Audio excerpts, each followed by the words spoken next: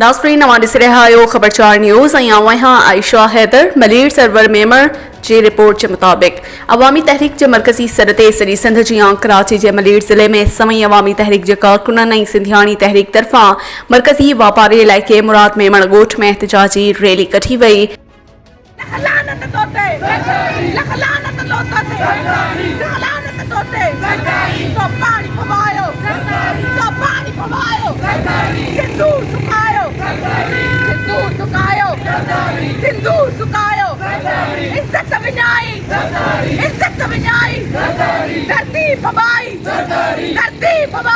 मलीर ज़िले के सदर रुस्तम मीरानी सिंधियाणी तहरीक के अगवान प्रेस सूमरो सिंधी मजदूर तहरीक के मरकज़ी जनरल सेक्रेटरी ज़ुबैर नोनारी साख सिंधु इकबाल जरवार ऐं ॿियनि जी अगवानी में नठण उस में मेमण ॻोठ के मुख चौक खां शुरू थी, जंहिंमें शरीक कारकुननि के हथनि में बैनर ऐं प्लेकार्ड हुआ ऐं हू सिंध के तबाह थियण खां बचायो, सिंध के पानी ॾियो जा उभॾारींदड़ नारा हणी रहिया हुआ।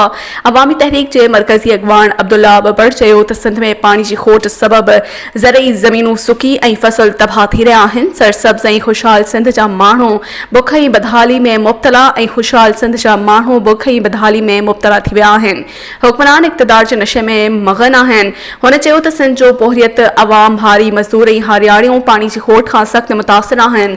मर्द पंहिंजी जाइ ते पर सिंध जी औरत ज़मीन जी तबाही बुख ऐं बदहाली सबबि पंहिंजे बचनि जो पेट पालण खां बि मजबूर आहिनि। जंहिं करे सिंध जे हिसे जो पाणी वक़्त सिर सिंधु दरिया में न छॾियो वियो त पंहिंजी हयाती ऐं सिंधु दरिया के बचाइण लाइ सिंध में डिघन वारनि वारी फ़ौज मैदान में अची वेंदी, जंहिं करे सिंधु दरिया में पानी छॾण में देर कई वई त सिंध जो मज़दूर हारी औरत ऐं नौजवान अवामी तहरीक जे माज़ी में तारीख़ी जदोजहद जो तसलसल बणिजी जदोजहद शुरू कंदा। नाज़रीन ॾिसंदा रहो ख़बरचार न्यूज़ ऐं पढ़ंदा रहो ख़बरचार अख़बार।